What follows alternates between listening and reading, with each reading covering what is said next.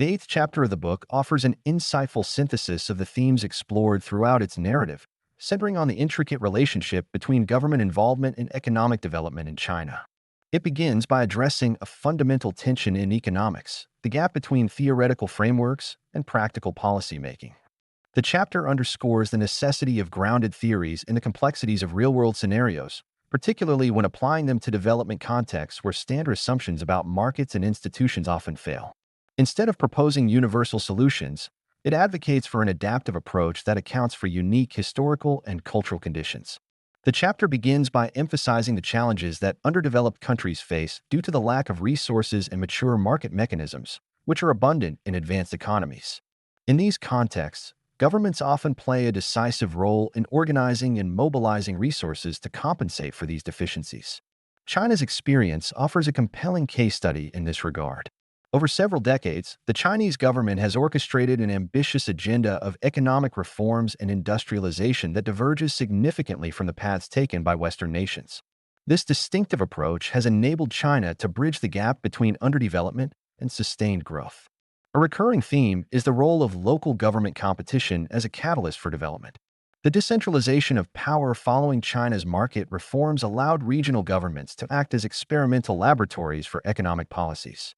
This block-based competition, Difang saw local governments competing for investment, talent, and resources, resulting in a rich diversity of developmental strategies across provinces.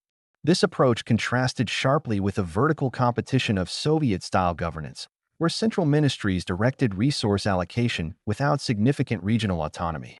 Historical initiatives like the Third Front construction, Fanqianjianzi, illustrate how the Chinese government laid the groundwork for this decentralized development. In the 1960s and 1970s, amid geopolitical tensions, industrial projects were strategically dispersed to inland regions. While originally intended to enhance national security, this strategy inadvertently created an industrial base that later facilitated the rise of township and village enterprises, Shangdengqiye. These enterprises transformed rural labor into a skilled industrial workforce, providing a crucial bridge between agrarian economies and urban industrialization. This labor force was pivotal during the rapid industrial growth of the late 20th and early 21st centuries. Despite its successes, the officialdom plus market system, Guanchang plus Shichang Teacher, was not without flaws. The system tied the career advancement of local officials to their economic performance, creating a powerful incentive for regions to prioritize GDP growth. However, this focus often led to unintended consequences. Short-termism became prevalent as officials sought to achieve visible results within their limited tenure, frequently resorting to large-scale investments that boosted GDP figures but also created long-term inefficiencies. These aggressive development strategies often disregarded sustainability, leading to challenges such as mounting regional debt, overbuilt infrastructure, and environmental degradation. Another critical issue was the lack of a robust elimination mechanism for underperforming local governments. Unlike private enterprises, which face the threat of bankruptcy if they fail, local governments could persist despite inefficiency. This lack of accountability sometimes resulted in protectionism and other distortions, undermining the broader benefits of competition. Furthermore, the zero-sum nature of political competition among officials, where one official's promotion comes at the expense of another, sometimes fostered adversarial behaviors, including local protectionism and interregional conflicts. The chapter transitions to discussing the evolving role of the Chinese government, arguing for a shift from a productive government, Sengchanxing Zhengfu, to a service-oriented government, Fuwuxing Zhengfu.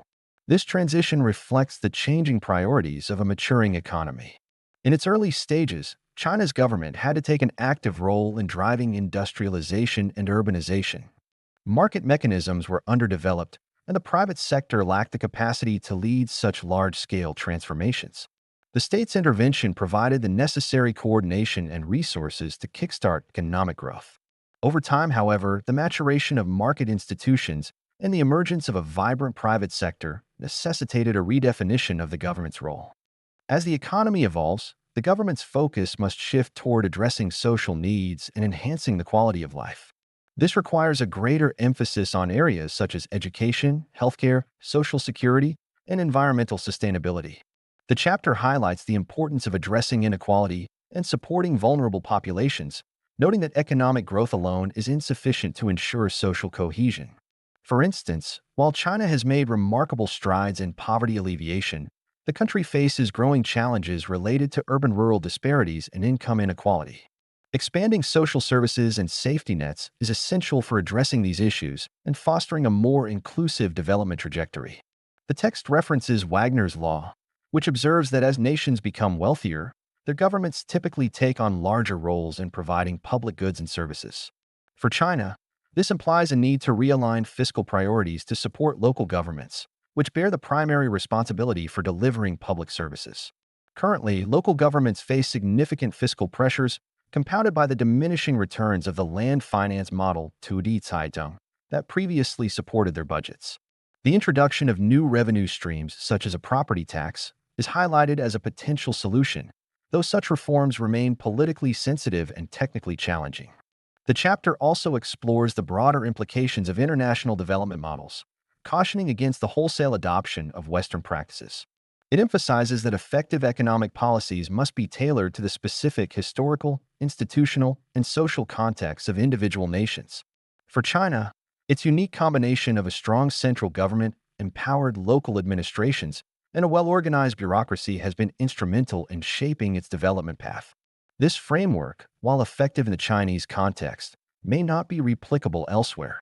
The text stresses the importance of distinguishing between development objectives and the processes used to achieve them. It critiques the tendency to view the experiences of developed nations as universal templates for success. Instead, it advocates for pragmatic experimentation and learning, a philosophy that has underpinned much of China's reform agenda. This approach emphasizes stability and incremental progress, recognizing that rapid or ideologically driven reforms can lead to social disruption and economic inefficiencies. As the chapter nears its conclusion, it reflects on the dynamic interplay between development objectives and processes. Early-stage economic growth often requires governments to act as substitutes for underdeveloped market mechanisms, mobilizing resources and coordinating investments. However, as markets mature, the government's role must evolve to avoid inefficiencies and foster innovation. This transition is not straightforward. It requires careful management of competing interests and the alignment of long-term goals with short-term constraints. The final section adopts a reflective tone, framing economic scholarship as a tool for asking better questions rather than providing definitive answers. The text underscores the importance of contextualized analysis, warning against the overgeneralization of theoretical models. It acknowledges the challenges of applying economic principles to real-world scenarios, where historical legacies and institutional complexities often defy simple solutions.